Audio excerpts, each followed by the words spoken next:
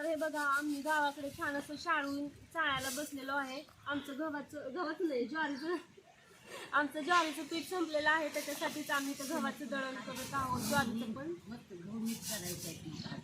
काय करू पुन्हा आणि काढायचं. पुन्हा कुठं आम्हाला जायचं आहे बाहेर आता. काढला का बाद झालं. आणि हे बघा फायनली मी आमच्या गावात एक रेवणसिद्धचं मंदिर आहे. आमच्या इथून एक 8 ते 10 किलोमीटर असेल, तर तिथंच आम्ही आलेलो आहोत. आणि हे बघा हे तिकीट जवळजवळ हे 2 वर्ष होऊन गेले असतील. मी अशा गाडीमध्ये महामंडळाच्या कधी बसले नव्हते. आणि ते हे तिकीट बघा किती 2 वर्षाने मी हे तिकीट बघत आहे. आणि फायनली ना आम्ही त्या मंदिरामध्ये पोहोचलेलो आहे. हे बघा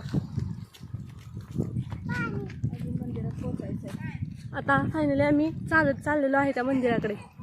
कडचं कसलं भारी वातावरण आहे.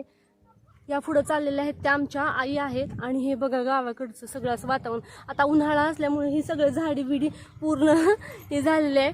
पण जर इथं तुम्ही पावसाळ्यामध्ये थंडीमध्ये आला हे सगळं हिरवगार असतं, खूप भारी असतं इथं. आणि मंदिर पण खूप छान आहे. आणि तुम्ही जर हा व्हिडिओ विट्यातून बघत असाल ना, तर मला कॉमेंट करून नक्की सांगा की तुम्हाला पण रेवणसिद्धाचं मंदिर माहीत आहे. ज्यांना पण कोणाला रेवणसिद्धाचं मंदिर माहीत आहे त्यांनी मला कॉमेंट करून नक्की सांगा. आणि हे बघा आम्ही दर्शनासाठी मंदिरामध्ये आलेलो आहे. तर इथं असं आम्ही काही नारळ फुले उदबत्ती वगैरे प्रसाद वगैरे घेतलेला आहे.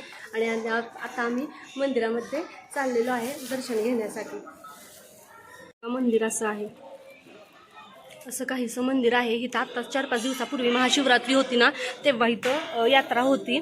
तर ती यात्रासुद्धा झालेली आहे. महाशिवरात्रीची यात्रा होती 5-6 दिवस. ती यात्रा वगैरे पण पूर्ण झालेली आहे. आणि असं मंदिर आहे. आतमध्ये हा फुडा आहेत त्या आमच्या आई आहेत. आणि असं मंदिर आहे. इथे असे नंदीबैल वगैरे आहेत. आणि इथे एक तुम्हाला जो छोटासा दगड दिसत आहे ना, इथं असं मानलं जातं की हा दगड जो आहे ना, इथे आपण तो 4 बोटांवरती उचलायचा असतो तो दगड. आणि मग आपली जी मनोकामना ती मागायची ती पूर्ण होत असते. तर त्याच्यासाठी हा दगड आहे.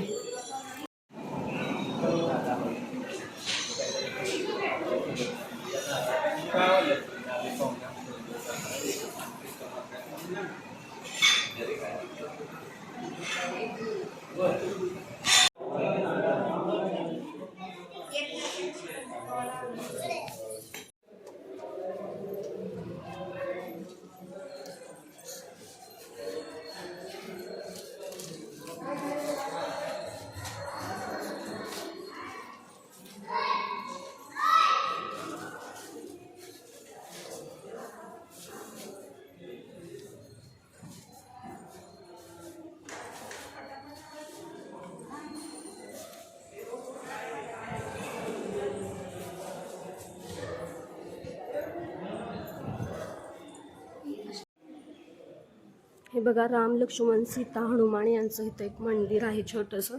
त्या रेवणसिद्ध जे आहेत ना तिथंच आहे हे बघा. असं राम लक्ष्मण सीता आणि इथं हनुमान जे आहे.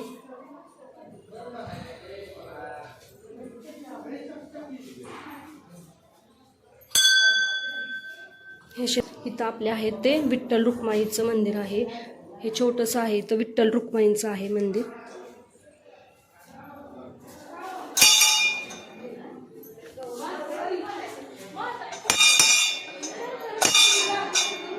मध्ये आम्ही आता छान दर्शन वगैरे घेत आहोत सगळ्यांचं.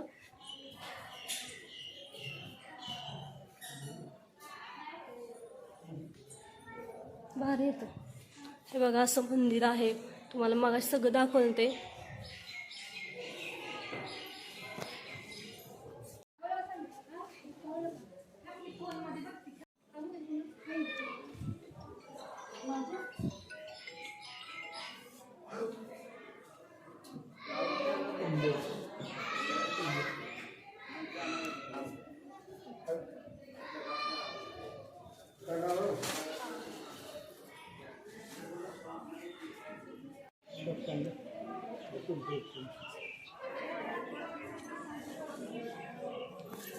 इथं चांगलं 10,000 रुपयाचं हे बघा. इथं 10,000 रुपयाचं सेल आहे. काय पण घ्या 10 रुपयाला.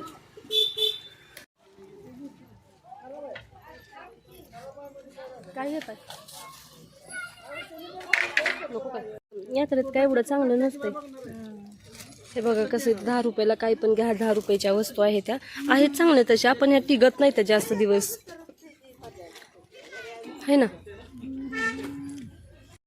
पर्स वगैरे भारी येतं ना ह्या, भारी वाटतात ना, छान आहे का पर्स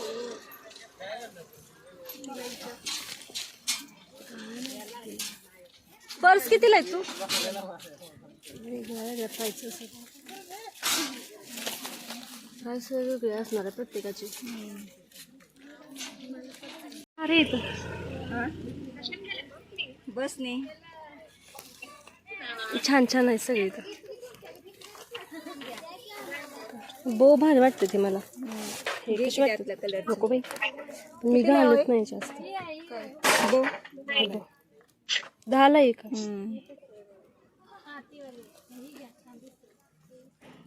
वेगवेगळा बाय. बो घेते बघ तुला, बो घेते तुला. मला बो घेतेस. छान वाटते ते मला. कितीला आहे हो क्लेचर ही? कलर हा भारी वाटतोय. कलर कुठला? हा कलर भारी वाटतोय. पिंक पण छान दिसतो. घेऊ का 2? बघा चांगली वाटते ती. इसकी साडीवर कुठे तर आपलं तेवढं. हे बघा कसलं क्यूट एक आहे. एकच कुत्रा आहे, त्याची मम्मी पण नाही पप्पा पण नाही. कुठं गायब झालीत का? तिकडे या.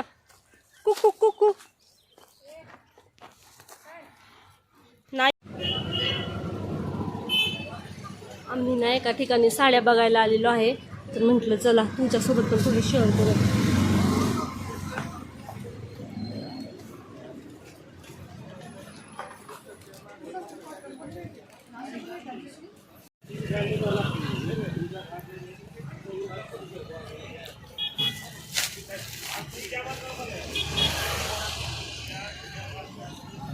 यात्रा असल्यामुळेच गर्दी आहे.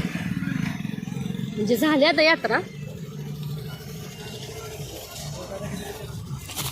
वगैरे झालं. म्हणजे थोडंसं गार खायचं, त्यामुळे आम्ही माझा घेतलेला आहे. ह्या आहेत आमच्या आई आणि आमचं छान. आम्ही दोघी चाललेलो होतो, तर छान असं रेमन सिद्धाचं दर्शन वगैरे घेतलं, थोडीशी शॉपिंग वगैरे केली ना. तर आम्ही हा माझा पिऊन घरी चाललेलो आहे.